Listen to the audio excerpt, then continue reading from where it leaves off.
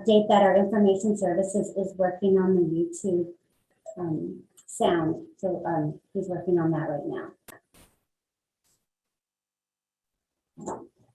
And so what we do have, we have received some public comment, and I was just going to go ahead and do a little summary of the information that we have received.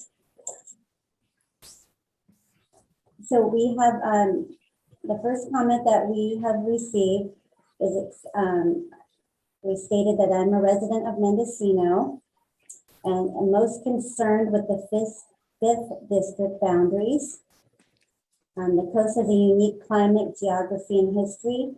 So District 5 could be more concentrated on the southern part of the coast, where the demographics and the reliance on tourism are greatest. So the population equivalence needed may not conveniently include Casper and District 5.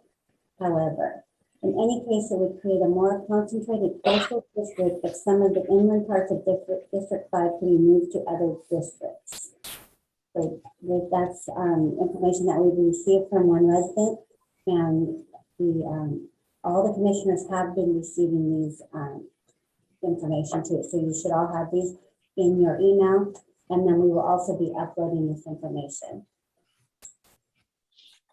We've also received another map that was regarding the 3rd district. And I was asking to give the total population and census demographics of the sum of the census blocks for the 3rd district. So that information will also be in your email and online.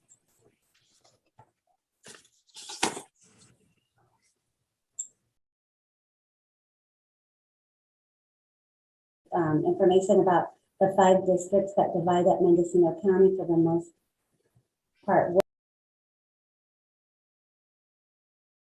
Needs to be realigned to give a better representation to all of its people. Population has been the main focal point used to determine how the district lines are set within the census tracts. The inaccuracies that I've discovered are in the rural areas of Mendocino County, where unpermitted homes are prevalent and they have no physical address. So 2 easy solutions: add a 6th district and realign districts 1, 2, and 5, and follow the major watersheds in Mendocino County to define the district boundaries.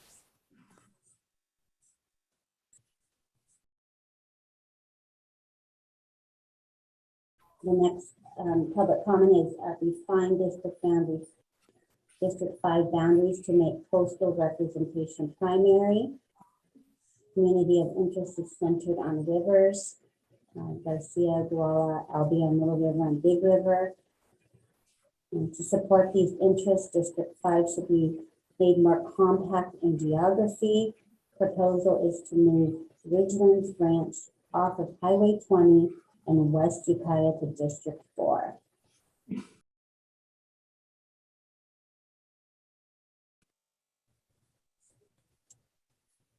And then the last written public comment that we've received is, I believe it is critical to the future of Mendocino County that we look closely at our district boundaries using the entire list of criteria. So I do not believe focusing on area population numbers is the best way for the Board of Supervisors to serve their constituents. And these, as I say, I am summarizing these. There's more information, and you have received these in your emails, and they will be uploaded. To continue, it is my belief that we should instead look at watersheds, climate, and social economic focus. Again, District 5 is a glaring example. Within the current district, there is little, if any, commonality between the populations of our coastal communities and those of the Western Hills of Ukiah Valley. The residents of the Western Hills of Ukiah Valley share common interest and focus with District 2 and District 1. So these comments have recommendations for new district boundaries. So that information is in your email, and we will also upload that information. So that's, Chair Farmer, that's the updates that we have received. Thank you, Sherry. I did just get a text message from a concerned citizen that even on the Zoom call, they're having a hard time hearing you. So just so you know, it is a little garbled, but I could definitely understand you, but I also have the email in front of me, so it makes it a little easier. Can we move on to Charlotte to hear about any changes in the deadlines? Yes, we have this as a standing item just in case there are any changes. From my research, we still have the hard deadline of December 15th for the Board of Supervisors to have voted and approved the final map. So no updates or changes to the current deadlines. And I think if you'd like, we can also address the next item as to the update on the anticipated reallocation of the state prison population. In the last 24 hours or so, we were able to find the release of that information. So and I'll let Leif speak a little bit about that since he knows how to take that data and what he has to do to make it useful for us to start drawing maps. But we now have the data from the state reallocating the prison population to the last known addresses. So that provided a small change in our county numbers.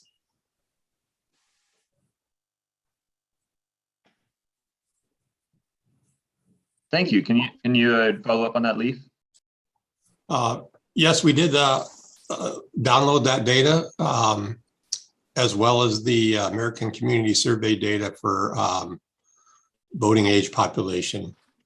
Although that's we're still working our way through that. It's problematic. The state adjusted census data changed the total population from 91,601 to 91,624. We've recalculated the spread amongst the districts, the current districts from 2011, and republished the example map of the current districts on the website with the new data. We're also looking at any scenarios that people bring up. A couple we've used the census data because we didn't have the adjusted data yet. But going forward, all of our calculations will be based on the state adjusted census data. So it did up our average a little bit from 18,320 to 18,325. So there's sort of a new average to shoot from, but it also increased the current spread between the least populated district and the most populated district. It's now grab that. Now it's 14.7% difference between the least populated and most populated, given the current boundaries and the 2020 data.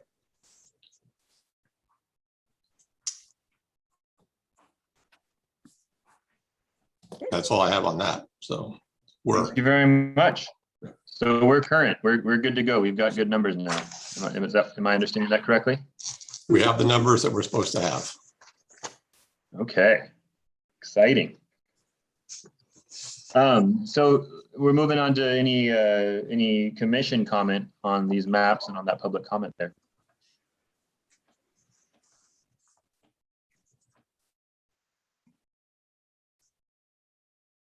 Yeah, go ahead, Dee.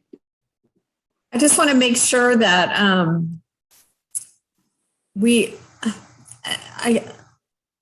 I want to say that we need to not focus so much on population.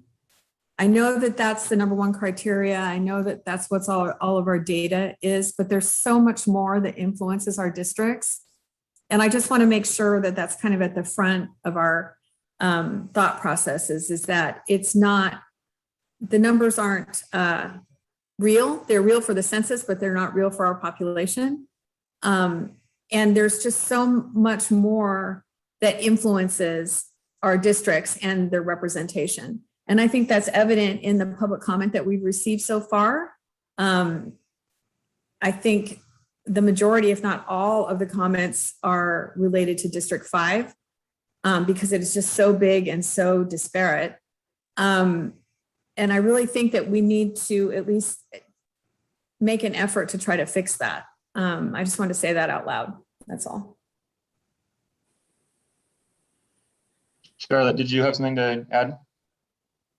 All I wanted to add is just because my role is sort of to help advise on the legal issues related to the criteria and the redistricting process.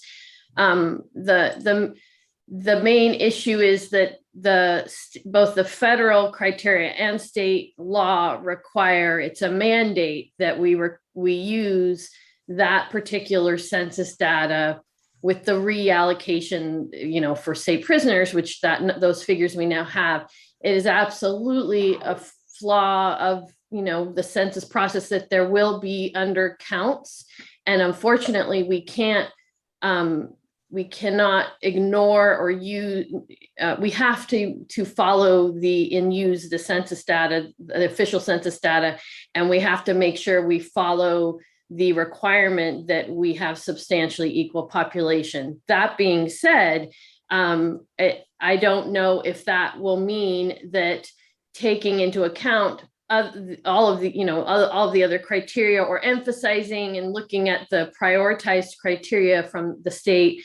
It may be that some of the issues that are paramount to Commissioner Pallison and we can obviously any proposals that you submit to the staff that we will create maps from, it may be that we can still comply with substantially equal population and address those other issues and communities of interest that may be coming from the input you're receiving from the community. I just have to note that we are required, if utilizing other criteria shifts the population to a point where we're not complying with that number one criteria, then we will have issues. And so that is something that the staff that we will help you with when we gather proposed maps, proposed public comment on communities of interest, and then present them back to you. And we're getting now to that point where we can start creating those draft maps to share and help spur further discussion.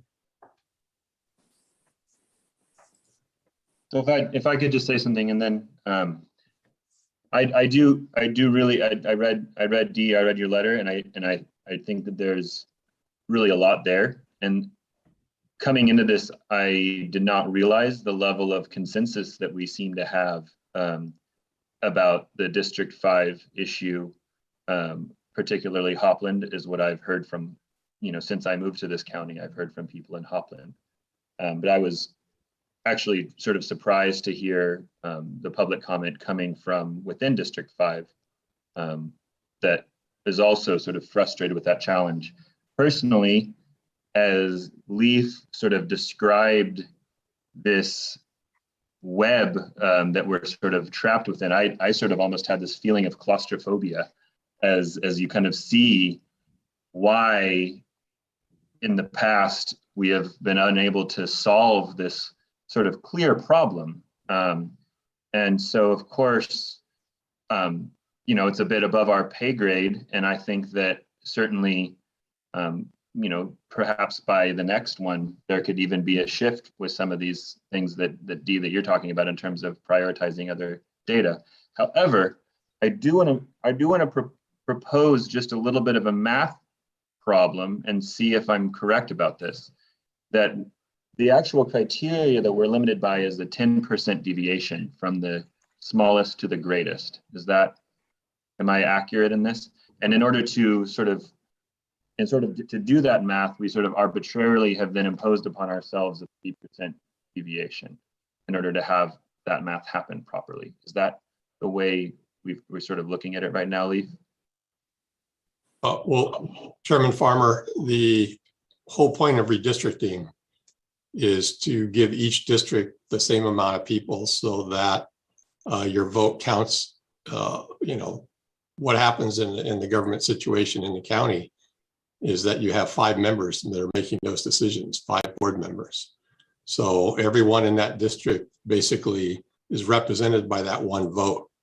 So if you have 10,000 people getting the same vote as 20,000 people, those 20,000 people aren't really being represented that well. So that's the whole point of redistricting. So that's why you use census data. And we can argue all day long about, we think the census was undercounted here or overcounted there. By and large, when you look at the whole county, unless someone can come up with some better data, that's pretty much what's there, and that's what we're required to use. The 10% is what it says. What we've always done in the past, and this is most experts on this will, and I'm not the expert, but most experts on the law will tell you that in terms of redistricting, you want to stay away from that 10%. If people are disgruntled with your ultimate plan, and you've pretty much are right at that 10%, you're just giving fuel to litigate that plan. So that's why, when you say self-imposed, yes, it's self-imposed that we try to get 3% or less deviation from the average to stay well underneath that 10%. That's not to say that's written in stone. Again, that's, as you mentioned, self-imposed, but it's there for a reason. And, you as a commission, will have to decide amongst yourselves how close to that 10% you want to go. But so in terms of, we are talking about putting forth 3 to 4 maps. If there is interest in sort of really pushing to value the community of interest issues that we have within the first district, and also in the short term and the long term within peri-urban Ukiah, it is technically possible to have one of these maps be, I did the math real quick myself, where you take 1 through 4, multiply them by 1.025, and multiply the fifth by the average by 1.025, and then you multiply the average by 0.9, and that would be a 10% deviation between the smallest and the largest. It just sort of allocates all the variance to the one geographically problematic district that, as you said, is problematic because of the ocean and the county lines. So that could be one of our maps, and it would be within the law.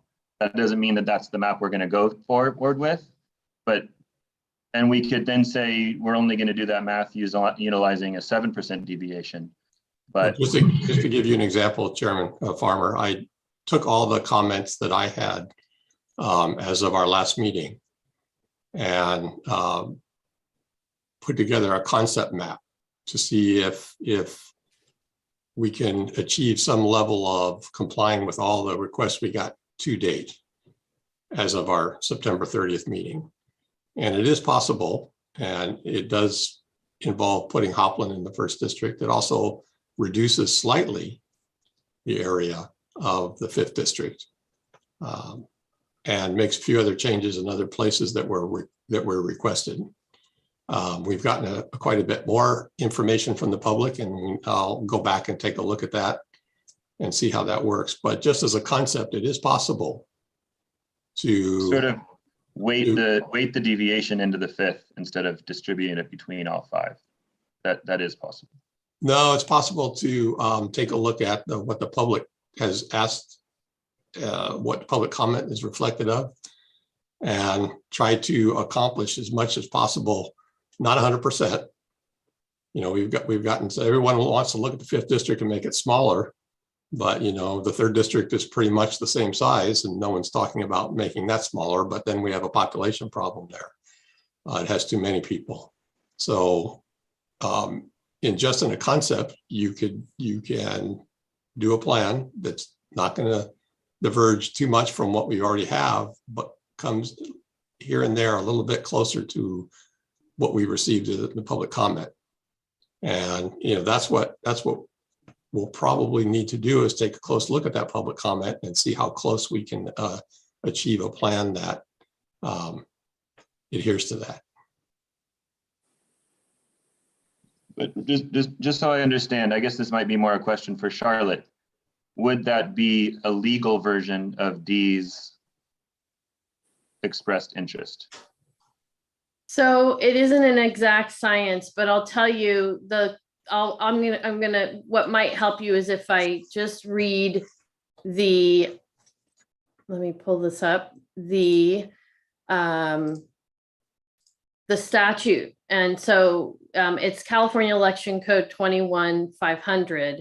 First section A says, following a county's decision to elect its board using district-based elections or following each federal decennial census for a county whose board is already elected using district-based elections, that's our scenario, the board shall, that's a mandate, adopt boundaries for all of the supervisorial districts of the county so that the supervisorial districts shall be substantially equal in population as required by the United States Constitution. And then it has two subsections that talk about that public law census data that we have to use, and then readjusted by the state regarding prisons. And so the 10% deviation, that maximum deviation, it comes from some case law. And so the most experts on redistricting, the trainings that from lawyers who are experts in this process, and would advise that you don't want to get too close to 10%. So, but it is it's unknown. I think that's definitely sort of the boundary. And so we would always recommend to stay closer to 5% or less, just to provide a buffer, but also you want to make sure that we are taking that as a paramount criteria. And then when we look at the following criteria, section C of 21-500 addresses the ordered priority of criteria, which would be starting with it being a continuous district. Here, we don't have that issue. We don't have, I don't think anyone has suggested we take one circle from this district and without it being attached to another district and adding it. But then it follows with local neighborhoods and communities of interest and not dividing those above cities and census designated places, and then so on. So I think it is possible to get closer to the 10% than maybe we are recommending. But I think it's just a bit risky. We want to make sure we consider equals. We want to have substantially equal population. And right now, the only indicator of that based on challenges, so case law comes from legal challenges, is a case that talks about the 10%. And I haven't gone deep into the research on that, but it is something that we can look at. And I think it is possible to have the districts not be obviously exactly equal in population. There is that leeway for counties. There isn't that leeway for state Senate assembly districts and the like. Thank you very much. Peter. I appreciate this discussion, and I would very much like to see Leaf forward to the commission if he has already conceptually developed a map that he believes takes into consideration the comments that the commission has received so far, and would at least address those, and at the same time would realign the districts in a way that meets the population count criteria, that the 10% criteria and deviation. I think we should take a look at that map. I'd welcome it from anybody, whether it was Leaf or anybody else. So if he's already done some of that work, I think it'd be great to share it with the commission and the public, not because we're going to adopt it per se as submitted, but as a conceptual solution to the problem that we should at least take a look at. And so I would welcome that. I'd also, I'm going to confess that from my standpoint, because of the time frame we have in terms of November 9th to get this done, I'm full bore into the notion of let's start drawing maps and let's see what they look like. And I've already submitted to Leaf some thoughts I have about changing the district boundaries in District 4 and 3 and to try to address the population inequities in those two districts. I don't think it's the solution, but I guess I'm a little frustrated with our technology, and this is no reflection on Leaf. I just want you to say that, make it really clear. There's no reflection on you, Leaf, or the county, but we've got a technology here that isn't user-friendly from the standpoint of drawing maps where you can get immediate feedback that tells you what the population redistribution would be for the districts and what the implications would be on communities of interest. And that's a frustration, but we have a workaround, which I think we try to work with, which is we can draw maps and Leaf can plug the numbers in and then feedback, give us feedback on what the implications of those boundary lines are. I recommend that if people have ideas, they start submitting them. Rather than put it off to the last moment, because the sooner we start looking at these options and start examining them in terms of their pluses and minuses, the faster we can start resolving what the optimum solution is going to be. And so I'm recommending, to everyone I know, and I would recommend it to the other commissioners, if you've got a solution, map it out, submit it to Leaf via the redistricting portal, and let's take a look at it. I've also, and maybe this isn't the appropriate time to talk about this, but I just wanted to report to the full commission that this last week, I did 2 presentations to community groups about redistricting. Following up on the discussion we had at the last meeting, that the city mayor in Ukiah called in and asked for a presentation to UAV, which is a community organization in Ukiah. The staff contacted me and I did a presentation on Monday evening via Zoom to that group. And I was also contacted and asked to do a presentation to the County Democratic Central Committee. And I did that on Tuesday night at 6 p.m. And briefed them on what the commission's work is. I realize there's a bit of a prohibition against partisanship, but I think that, and I took that, I approached it completely from a nonpartisan standpoint, but we do have to recognize that the central committees in our county have delegates that are elected on the basis of the supervisorial district boundaries. And so they have a vested interest in knowing what the boundaries are and how, if any changes occur, it could change the eligibility of central committee members in the county to participate on the central committee. So they do have an interest. It's a legitimate one. And it doesn't have anything to do with partisanship. It has something to do with the organs, the way central committees are organized under California law. So I just wanted to mention those 2 things and let the full commission know that that's the outreach I've done since our meeting last Thursday.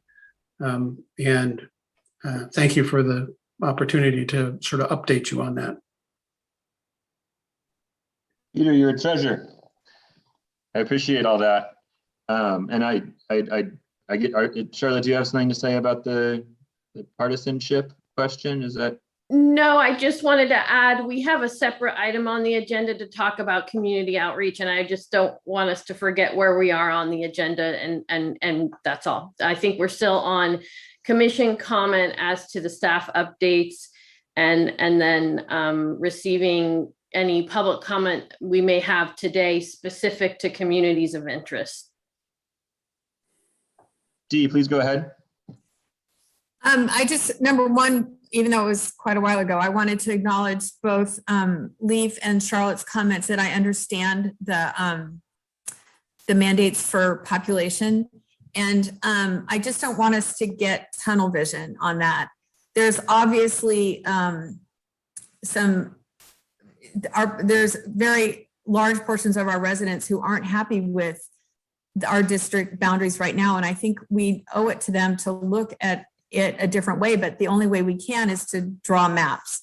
And I agree with Peter, and that is that we need to start seeing maps. And like the one that I suggested, the one that I sent in, I think I copied Leaf on it.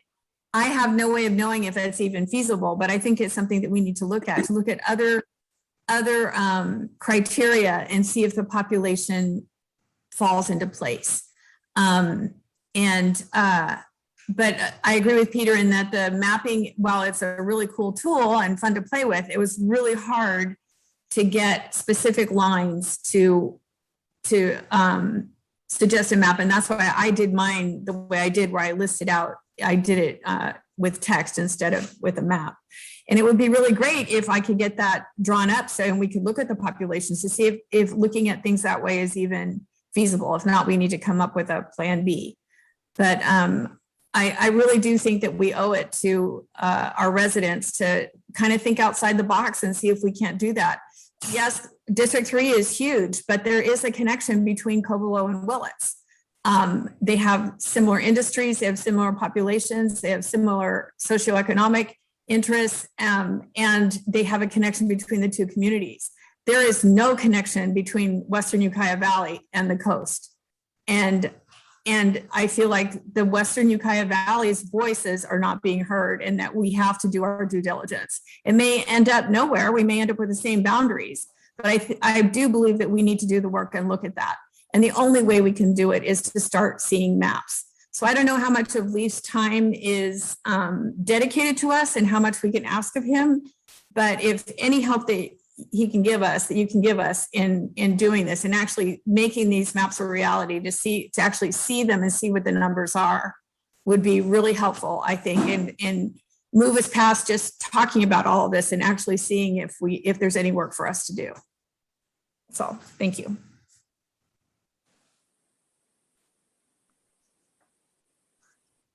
Leaf. Yes, Chairman. I share your frustration in not being able to see maps, and I understand that. Just to let both Peter and Dee know that I did receive the information they sent me, and I'm working on both of those scenarios, and working with the new adjusted data, and we'll have maps, at least the simple maps that we've been putting out in 8.5 by 11. For the commissioners. And you don't know what's possible until you put some lines on a map. And it doesn't hurt to say, hey, this would be the ideal. And then you can see the figures and you can start to fine tune those. So, the process is based, we're hemmed in by certain criteria that we have to adhere to, but to start off with the ideal plan and then to do the fine tuning to adhere to the criteria is basically the process that's before you. So as Dee mentioned, I don't think that you should be constrained, at least in the beginning, but unfortunately we do have a short time frame that Peter mentioned, and I think that that's the reality as well. But I'm working on those maps. I was working on them last night, and we'll have them to you shortly. And would welcome any other, as alternatives pop up, we're giving those a high priority so that you get the information in a quick turnaround.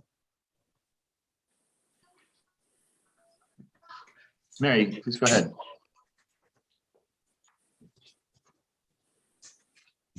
You are muted, Mary. You're still muted. There you go. Oh. You're muted again. You're muted. Okay, I can hear you. okay.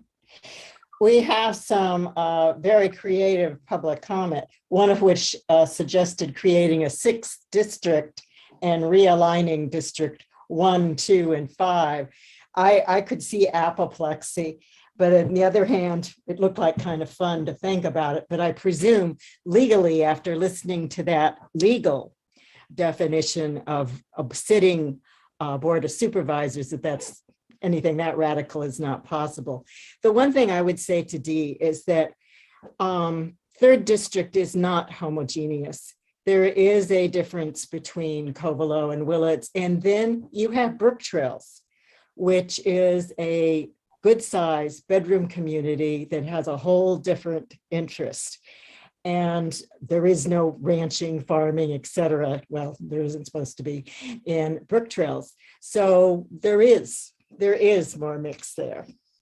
And that's all I have to say. That, and thank you very much, Peter, for making the public presentations.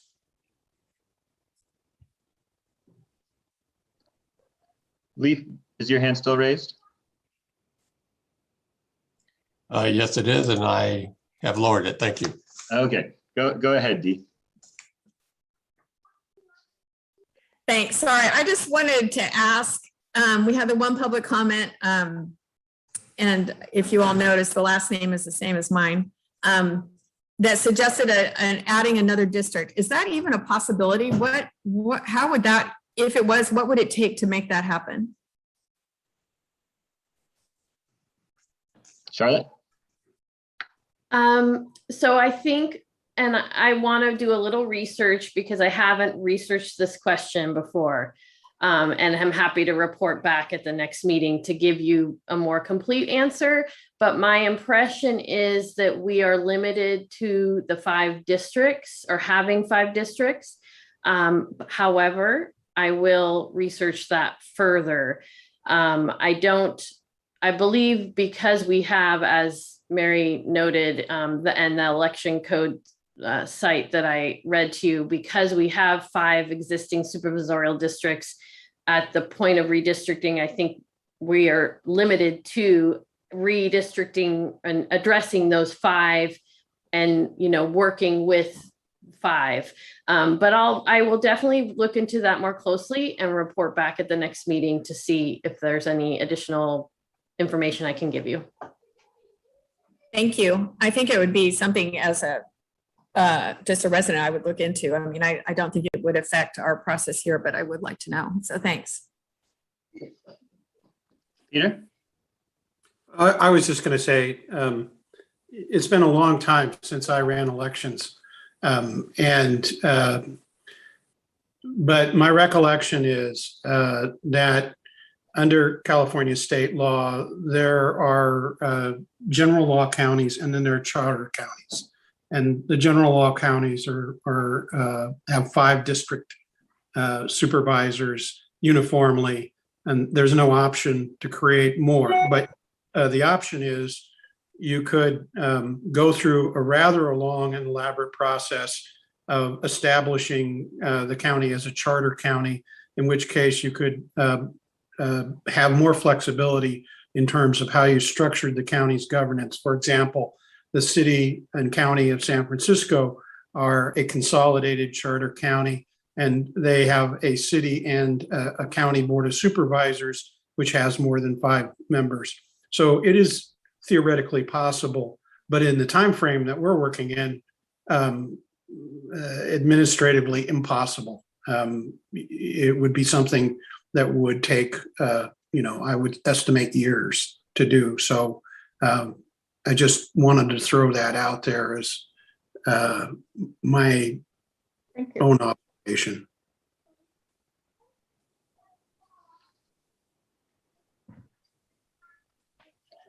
Charlotte, is your hand still raised? Nope. Oh, there it goes. D, I don't know if you've ever heard the George Bernard Shaw quote that all progress depends on unreasonable women. And don't you forget it. Don't forget. It would have kind of been fun playing with a 6th district. Yeah. Well, I think you'd have to do 7. Six Yeah, it takes us board unreasonable women to supervisors, push you never us get outside our anything box. done. So Leaf, the map you were describing, that is not something that's ready for its dress rehearsal yet? No, Okay. we will get that up to you very soon though. So in terms of the rest of us being able to come up with reasonable ideas, I was trying to figure out how many people are in the kind of the finger that comes in the 4th district. Glenn McGordy actually asked about it. And I think the first of all of these meetings, and asked about sort of how the historical rationale for it. And what was happening is if I would have just printed it out, I probably could have done it pretty easily, but I was losing track of which ones I had already clicked on, and I wasn't able to sort of click on them in any aggregate. Is that something that I could have done, or is that something that I can't do? You're muted. Thank you. Yes, technically you can. You can select the blocks and then click on their statistics and look at the sum of total population. So selecting a box, could you also do sort of a shift, sort of control select and select multiples? Yes. Until you've selected an entire section. Would the rest of the board be interested in having Leaf show us how to do that? Or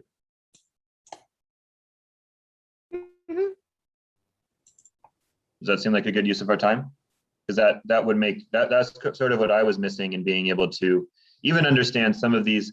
We're kind of in the situation where I was kind of thinking of it as like a core, like historical team. And then you have like the free agents, right? And so that's what we're trying to figure out, is whether or not you can kind of move these free agents around in a way that sort of gets them a home team to grow old in. And so we don't need to be able to do the whole map, but for example, just that finger itself, or generally the peri-urban Ukiah question is something that is different than my sort of more agriculturally focused community of interest. But if the chair would like, I could share my screen right now and run you through that. Let's do it.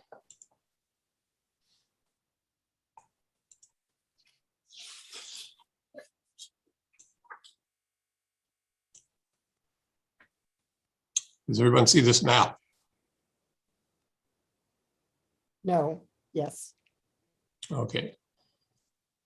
So I believe that the area we're talking about is this little area that juts out from the 1st district over the top of the city of Ukiah. It's not in the city of Ukiah, but you know, for all intents and purposes, it's the city of Ukiah, the unincorporated area. What I do is I go up to the layer list, click the title there, and I want to check blocks. So that's going to open up my block data. And I want to make sure I enable the pop-up. So I went over to the little 3-dot ellipse on the block population layer and clicked on to enable pop-ups. So I can now go over and click on any individual block there, scroll down and look at the total population. And again, this is, I believe, still the census data unadjusted. So I'm still working on that part.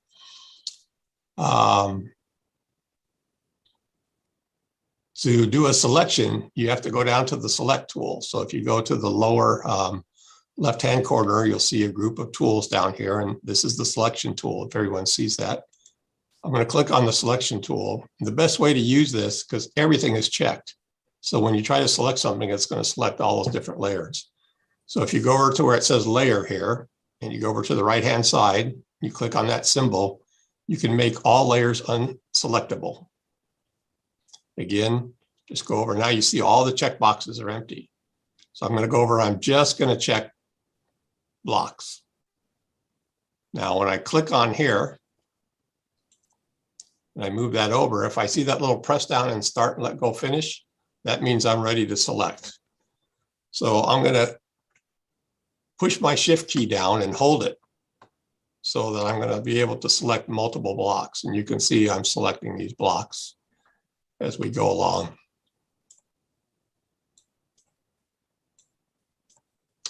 Here you're going to see a little bit of block going into the second district, and nothing I can do about that. The blocks are different from they were in 2010. That's just the way the block is configured now. But this is so I can let go now, and I've just selected these blocks. Now what I can do is go back over here to my selection dialog box, and the right-hand side of my layer, there's another 3 dot ellipse. I can click that, and I want to scroll down to statistics. I can hit my statistics, and it's going to give me a choice of all the different things I want. So I could see how any given racial category, Hispanic, non-Hispanic, but in this case, I want total population. So I'm going to click on that, and I'm going to look at the sum values. I have 1,208 people in that area. Now, if I wanted to,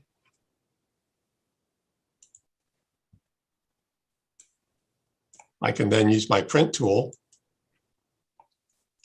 to make a map of that. I'm not going to do anything special. I'm just going to, well, here, let me do landscape.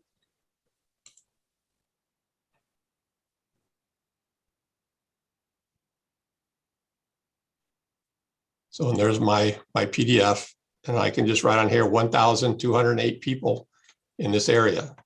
That's pretty much what I did when I was looking at a concept map. I used this map to select groups, and then I would make a little map of it. And I says, yeah, okay, let's pretend we're going to put that area in a different district.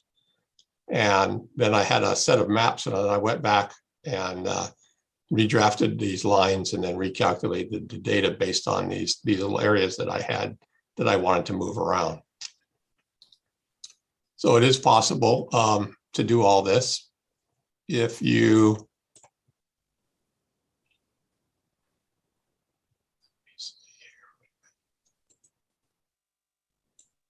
okay. To clear this, you need to open back up your tool, and you can clear that. And then you can select others. And again, if you're selecting, let's go back and grab that again, grab my selection tool. Say I wanted to select all these blocks, I can select each one individually by dragging that little box in there. But say I didn't want to do that. And so I can lift up on the shift key and hit the control key and drag a little box on there, and it erases that one from my selection. Or erases that one, or erases that one. And then I could hit the shift key again and then select some other ones. And again, you go over to here to the 3 dot ellipse on your layer that you're working on. You hit statistics, you choose which category you want, total population, and then you'll get sum of values, which is 54 for that area, which is mostly agricultural land there. Again, I want to clear that. I hit the clear, and I can turn this off. So that is possible. Is it possible to deselect when you're doing that if you make a mistake? Yes. I'll go over that once again. So I select a bunch. Now, if I let go of the shift key and press down and hold the control key and drag my little box, then I deselected that block. Here, I'll go back and grab my, that's what happens when you don't have your little box there. When you click your, make sure you have the little box here. So I'm gonna hit my shift key, drag it over a couple of different blocks, and say I didn't want to really pick this block. Then I lift up the shift key, hit the control key, and drag the box in that area, and it takes it away. Same here, I want to take that one away. I want to take that one away. Don't want that one, just want this one. So yes, you can go back and forth until you get your selection the way you want. If you're doing this on a large area, it can get cumbersome. That's why when I was working with this particular map package, I was doing it in small areas. For instance, the description that Dee sent me was involved large selections, and it would be very frustrating to use this particular map application to try to equal that. I'm using my full-blown GIS program here in the office to recreate the alternative that she wanted to take a look at. So it's not a, you know, this application was primarily up there for people to draw on communities of interest, but it certainly allows you to experiment with the data and to see by moving smaller areas around how that might affect your numbers. Because you can always go back out. Let's see, we'll clear that. Go back to my home. Look at my layer list. I can disable pop-ups.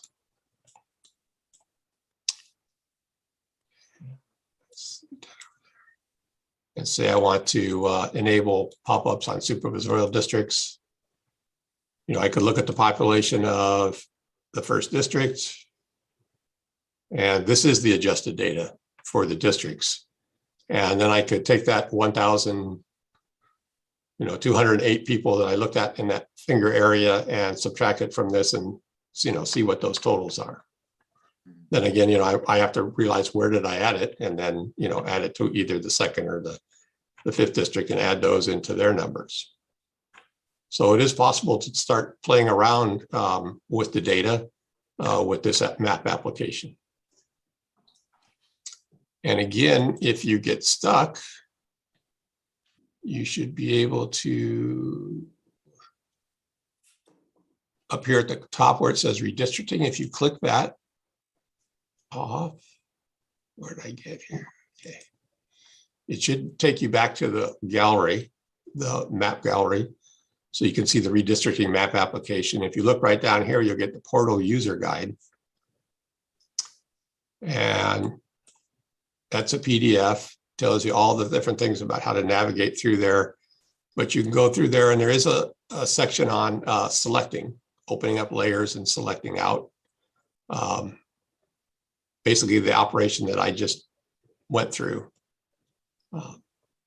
is in that. So if you do get stuck, you can take a look at the portal guide. And if the commissioners are actually taking a look at this during working hours and they get stuck, they can always give me a call too, and I can sort of guide them through it. We have a lot of different map applications here. So to get to the redistricting one, you can just click these little side arrows. I click that redistricting map application, it brings me back to this one.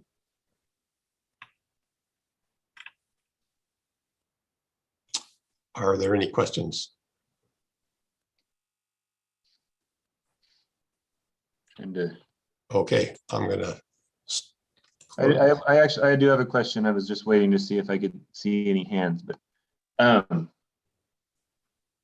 is there a visual way to understand where the larger percentages of Latino population are living in Ukiah, for example?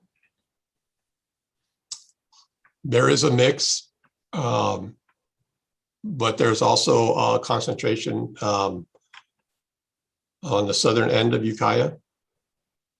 But, you know, Ukiah, you know, we kind of think of it as the big city. It's really a small town. So the populations are pretty mixed throughout the town. But yes, there is, if you look at it on a block by block basis. Oh, let me see here. Reopen that.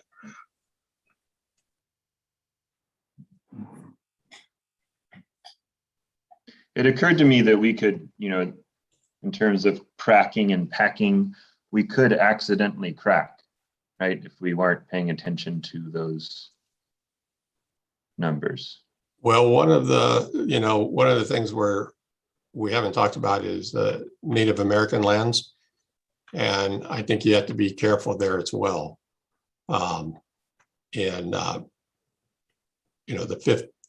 The third district has the highest proportion of Native American population. So, but that again is spread out through the county. So as we move these areas around, we have to also look at, are we diluting the Native American vote in a given district, or are we diluting the Hispanic vote in a given district?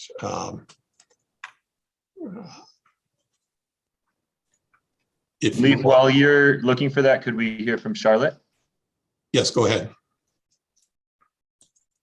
I just wanted to add that those are definitely communities of interest, can be partly based on, a Latino population and other characteristics, or the Native American communities and tribal lands. Of course, those are sovereign nations, political boundaries. All of those are certainly communities of interest. When it comes to cracking and packing and diluting those terms, I just want to briefly touch on the Voting Rights Act that we talked about in the first few meetings, but the Voting Rights Act doesn't appear to be implicated but we will address that in all maps, and doesn't appear to be implicated in the county, based on the fact that I don't believe we have a majority population that could comprise more than 50% of one district and geographically. So not based on the total population, but based on district by district. I don't know that we'll be getting into the Voting Rights Act compliance issues. However, as Chair Farmer and Leaf have mentioned, it is certainly relevant to consider whether you're splitting up a community of interest, and that could be examples of that could be members of certain communities like the Latino community and Native American community and tribes.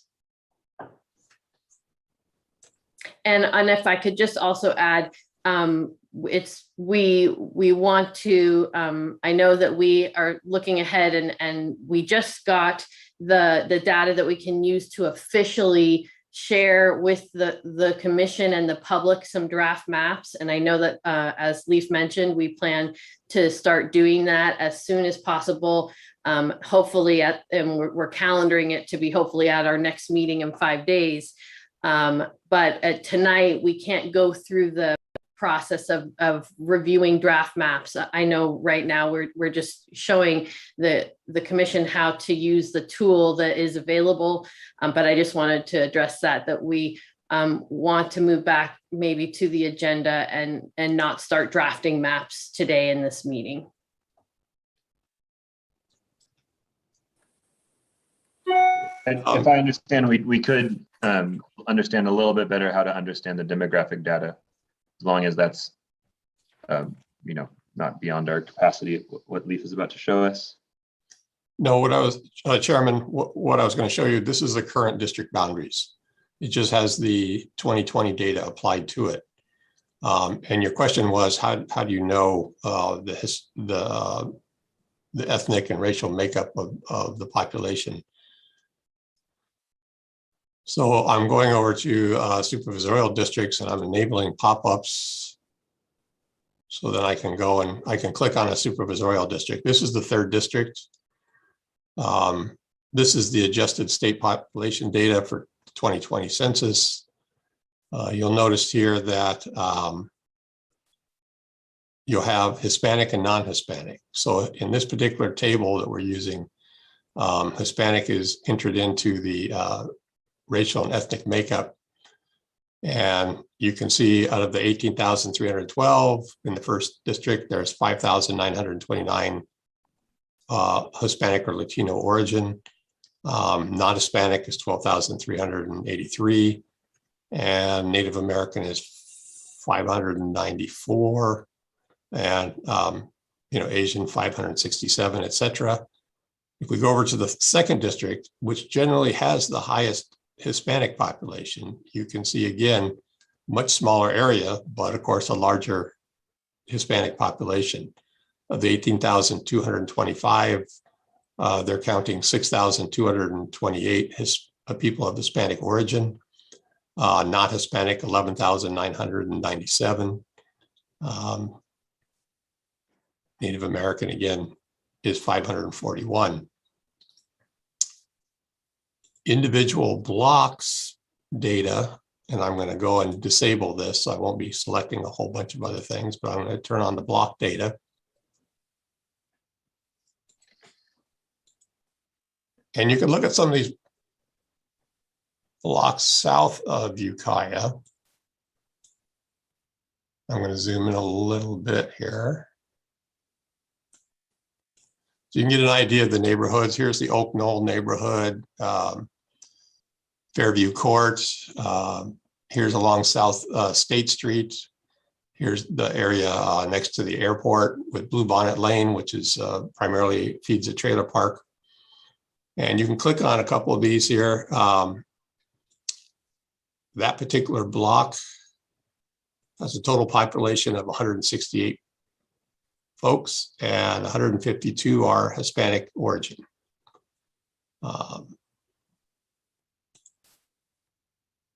So you can see that's a highly concentrated area of people. It's a small area, has a lot of people. Here's one with 347, 294 are Hispanic. Same with this one up here. This is another block that has a lot of people in it. 323 people. Of those, 182 are Hispanic, 141 non-Hispanic. And you can see the rest of the ethnic and racial makeup of that district. I mean, of that block.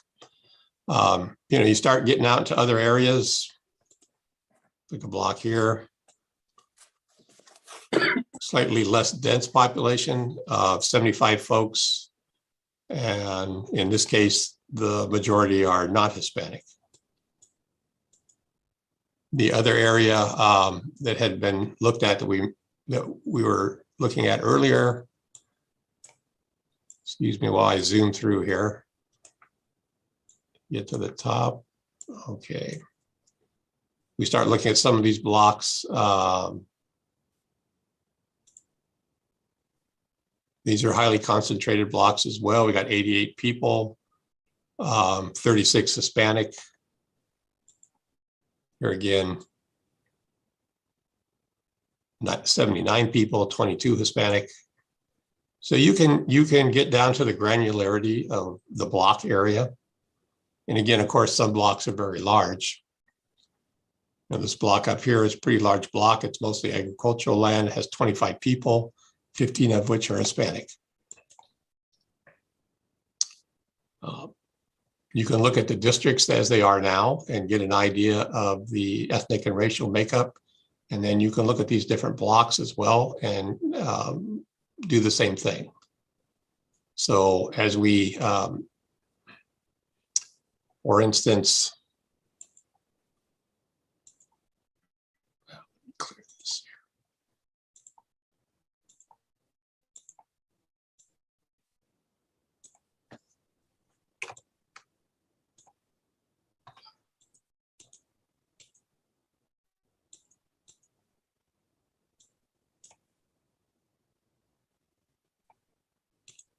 You have to make sure you've got that little box going with you there.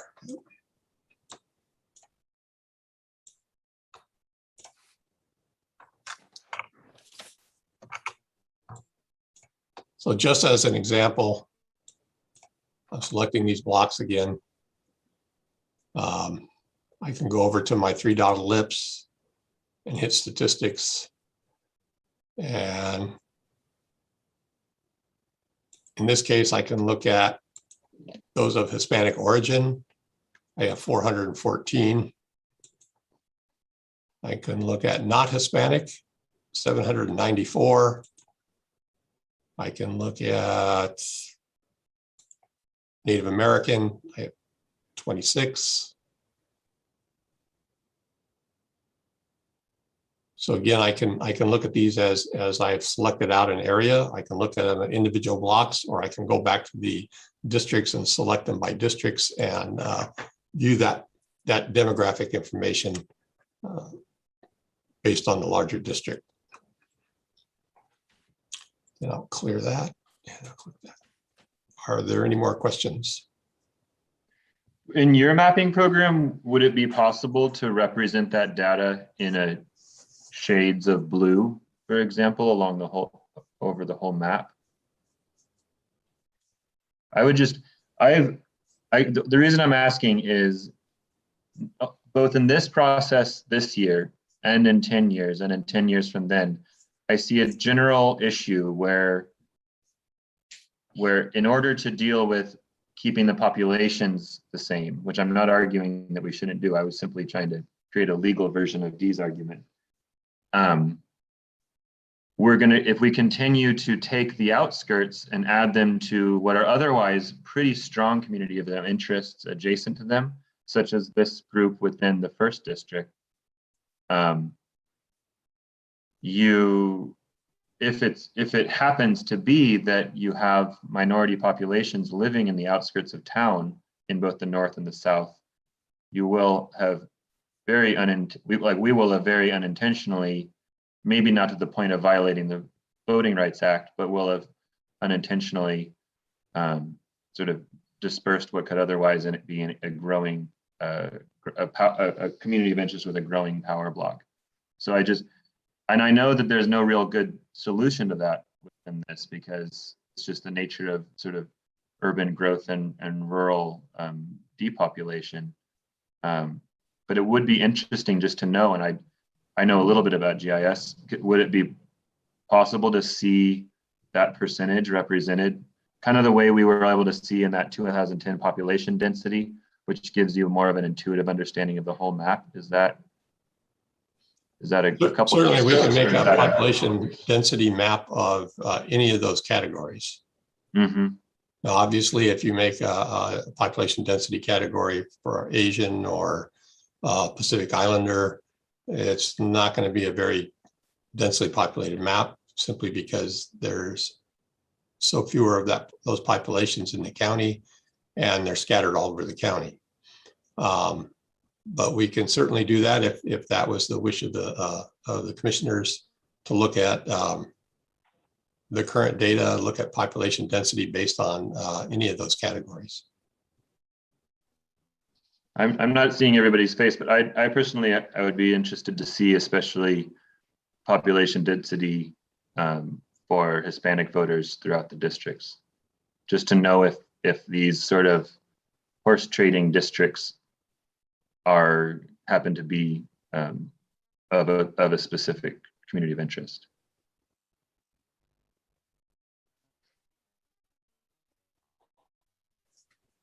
I feel like Peter's going to unmute any second. You've got to have something to say about that. There you go.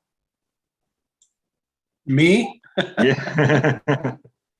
Yeah, no, I think that's a great idea, but I'd also like to see the Native American population Yes. coded and mapped out. But I want to go back to Charlotte's comment that as far as drawing district lines goes, this becomes kind of a make or break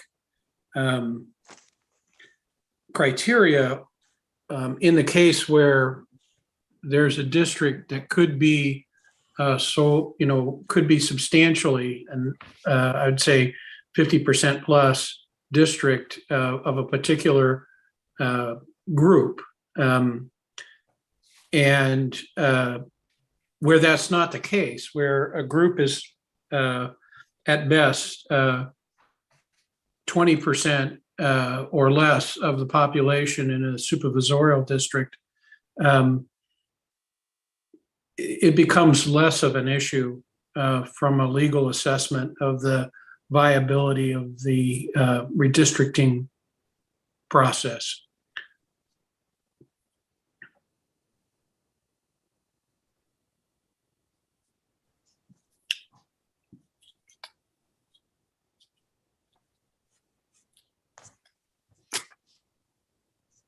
Charlotte, do you have something to say in response to that?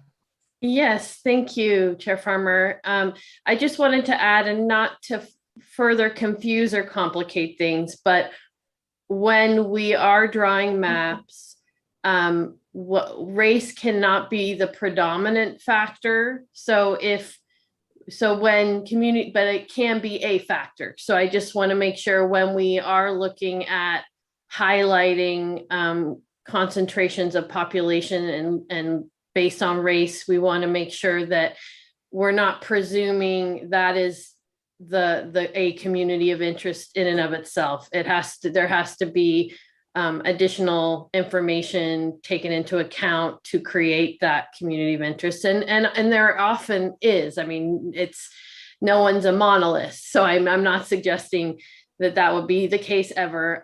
But we want to make sure in taking public comment and looking at the maps that we also consider other socioeconomic and other issues that can unite that community. And that is often the case. That's all I wanted to add on as to that. Mary? Peter beat me to it, but I would like to see the density for American Indian. It particularly impacts the coastal districts and of course, District 3.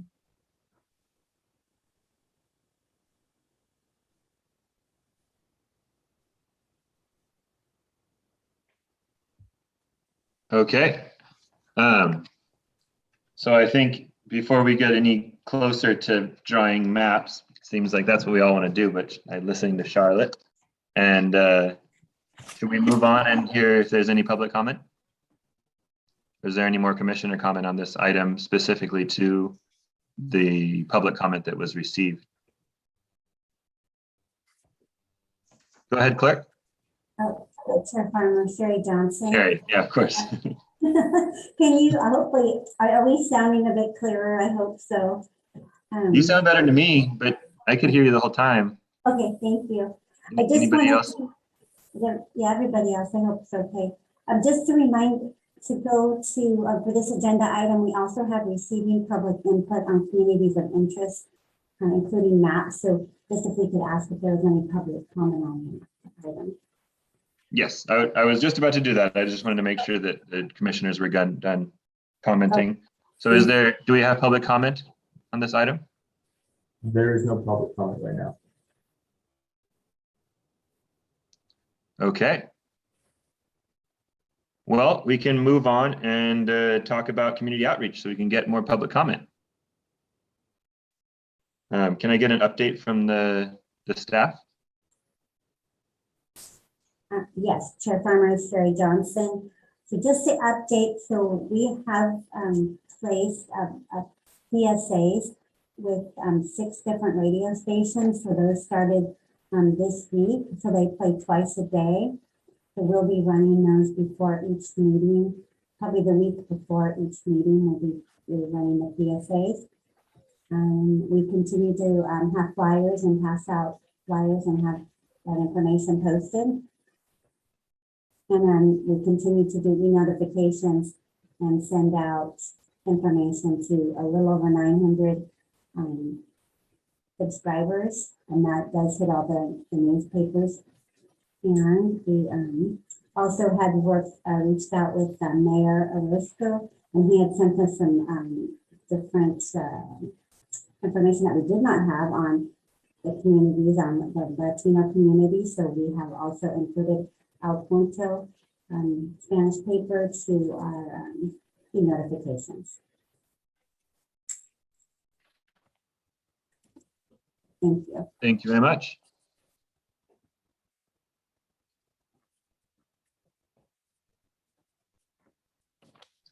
Peter, do you want to talk a little bit more now that this is the agenda item? I jumped the gun. I apologize for that, but I think I've made my report. Aside from those two presentations, I haven't done anything since last Thursday.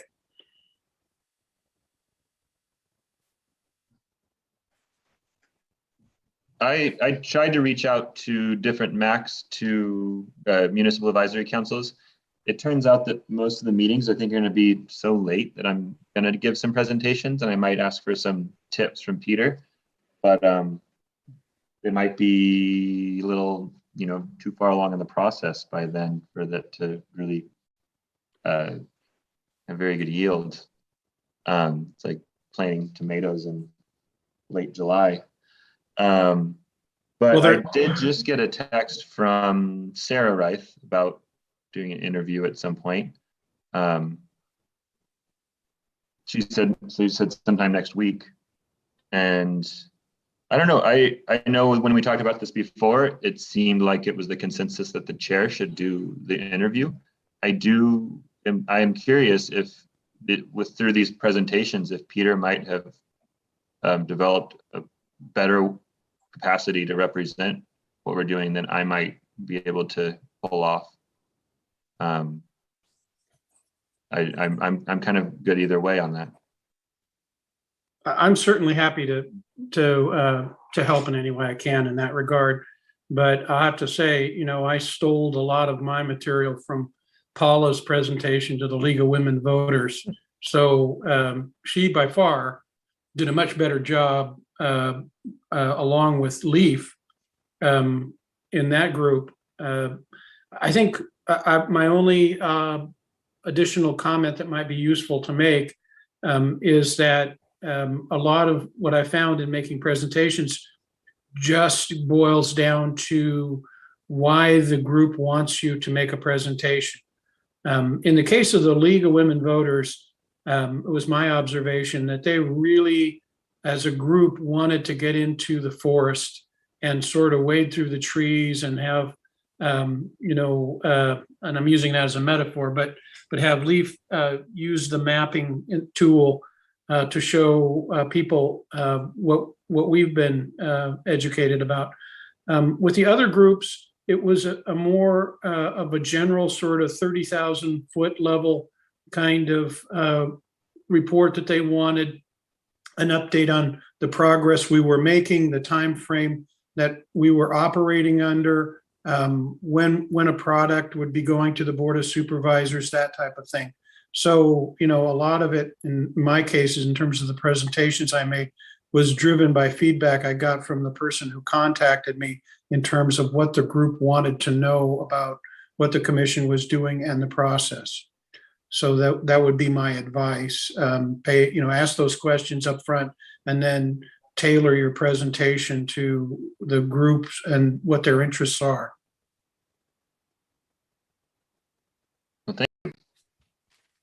Yeah, I'm remembering the rest of that conversation, and it was the conversation once we got to the radio point was going to be Paula and I, which I do think that might be a good plan, especially with Paula as the fearless leader, and then I'll make some jokes afterwards. Does that work for you, Paula? And using radio, you can't. You can't what? I didn't hear that. You can't Leaf in his PowerPoint or his presentation. Well, I would say that was 90% of the presentation. I just have to say that I stole Charlotte's, PowerPoint and used it and, fiddled my way through it. And I have tried to contact a couple of radio stations on the coast, KZOT I talked to today, and I sent them some information, and then KJUA, which is down on the South Coast. So it's just a matter of getting people to really hear the shortened timeline and make that a priority. But I'm willing to, Peter's already done some presentations also, so I would include him into that whole stable of people that could do it. Well, I've been trying to think of other places that we could. Not the same time, but not as a stable to do it. I know KZYX has a call-in show on Monday evenings, and I just got to keep remembering where you can talk about whatever you want. And I used to call regularly into that for the census data. So if anybody knows of any other stations in your areas that have those same things, at least getting them to get the information. I spoke with people from CompSheet who kind of going, well, we're kind of here, we're not sure what value this will be, but she's going to put it in the CompSheet newsletter this week. So I think that's the good part. I did hear back from the editor for the Advocate and Beacon, and he had said that both the letter to the editor and Kyle's translation should be in there this week. Today's the day to get the paper, and I've not been out of the house to go get it. So at least we're trying to get the word out all different ways to get people kind of interested. And most of them have basically said, well, not much is going to change, is it? And I kept saying, won't change if you don't look at it and try to put your issues forward. So that's my report. And thank you, Charlotte.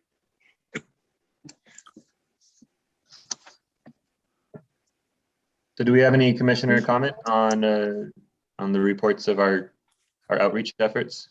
I talked to Glenn McGordy yesterday, and he was gonna reach out to the Hopland tribes and try to make some presentation there. There's a cool little document that actually is the best summary of redistricting that I think I found, other than the presentations received, but in terms of a little pamphlet just called Redistricting in Indian Country, published by the Native American, what is NARF.org? Second.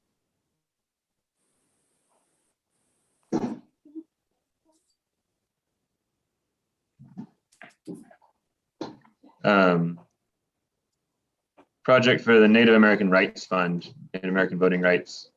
And there's a pretty good little 6-page document there that we might want to try to do something with. Can you share that, or where do we get it to look at it? Let me share it over Zoom. Can you forward? Amanda, can we do that? Is there a chat in this Zoom? lucky There might us. not be a chat. I don't think there's a chat. I can email it. Please do. That's some really good graphics too. So is there any public comment on, I would love some more. Mr. Roscoe last time was incredibly helpful. Any public comment on outreach? There's no public comment for this. Okay. So let me make a note.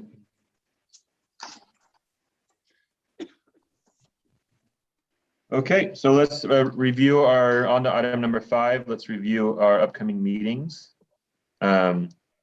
We have a meeting in 5 days on the 12th at 6:15, public outreach, another public outreach on October 20th at 6:15. On October 26th, there'll be a Board of Supervisors hearing at about 1:30. November 3rd, we'll have another public outreach workshop, and we'll have narrowed to 3 to 4 draft maps at 6:15. On November 4th, the next day, the staff will publish the 3 to 4 maps. On November 9th, Board of Supervisors will present the draft maps and identify a preferred map at about 1:30. On November 11th will be the deadline to publish the final map for consideration of the Board of Supervisors. On November 18th, there'll be a special Board of Supervisors redistricting hearing to approve the final map. On December 7th, there will be another Board of Supervisors redistricting hearing to introduce the ordinance. And on the 14th, there will be the regular Board of Supervisors meeting, during which they will read the ordinance. So I know we already added another meeting. Is there anybody who thinks we would benefit from any additional meetings?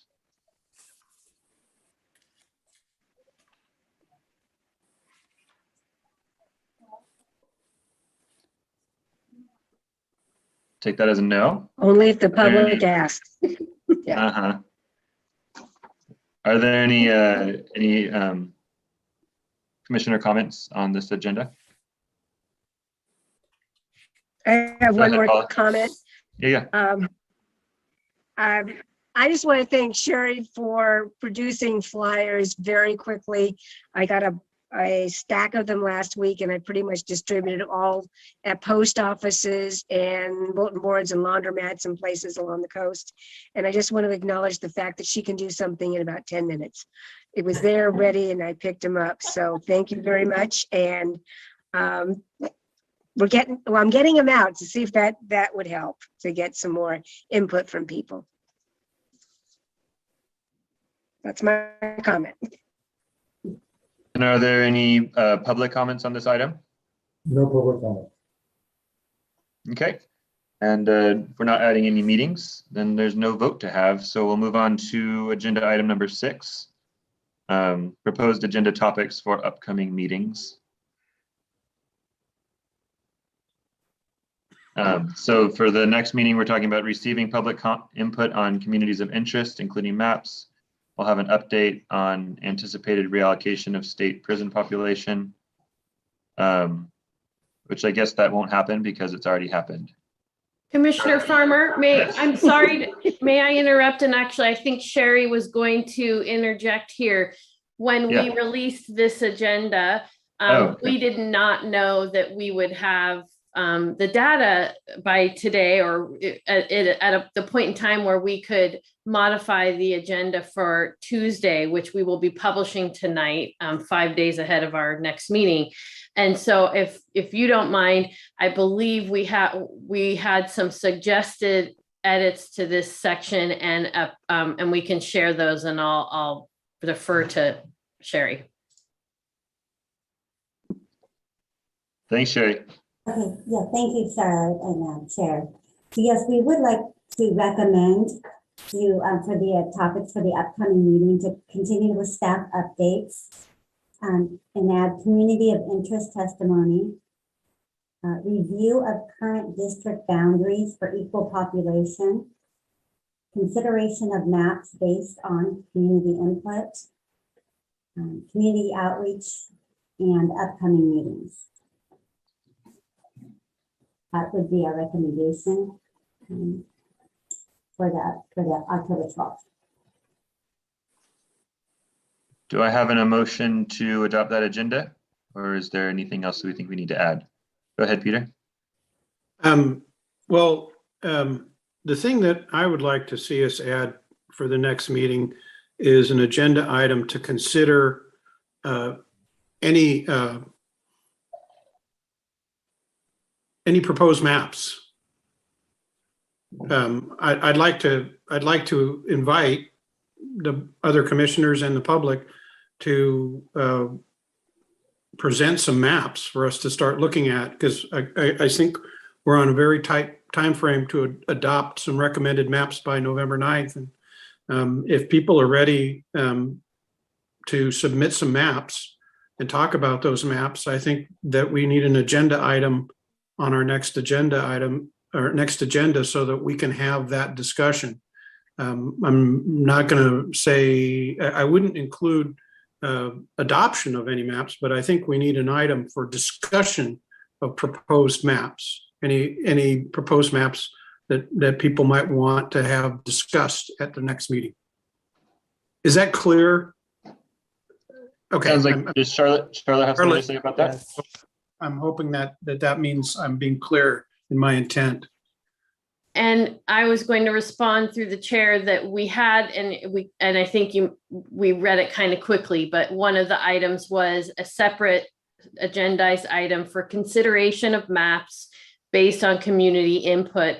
And that we consider to be community input. And it can also be comment from commissioners. I know if you have proposed maps based on community input that you want to see staff share. And so I think that would include anything from members of the public or the commission based on your suggestions.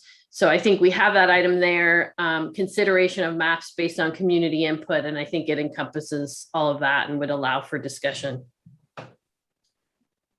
Thank you for the clarification. I move to accept the suggested agenda. Do I have a second? I'll second. Okay, we'll put it to a vote. Mary, Yes. Dee, Yes. Peter, Yes. Paula, Yes, and Kyle, yes.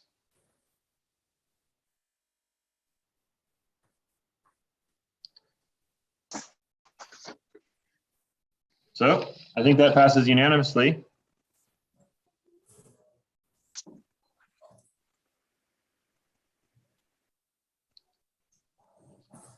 If there's not anything else to talk about, I think I can adjourn the meeting. That's correct. Thank you, Chair. See you next week. Thank you, everyone. Thank you. okay. Yeah, good night.